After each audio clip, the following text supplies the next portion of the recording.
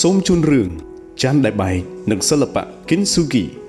នៅប្រទេសជប៉ុនមានសិល្បៈបុរាណមួយហៅថា Kintsugi នៅពេលដែលចាន់បែកពួកគេមិនដែលបោះវាចោលទេពួកគេនឹងជួសជុលវាដោយមាសស្នាមប្រេះបែកមិនត្រូវបានបាត់បង់ឡើយហើយក៏ត្រូវបានបង្ហាញយ៉ាងច្បាស់នៅថ្ងៃមួយ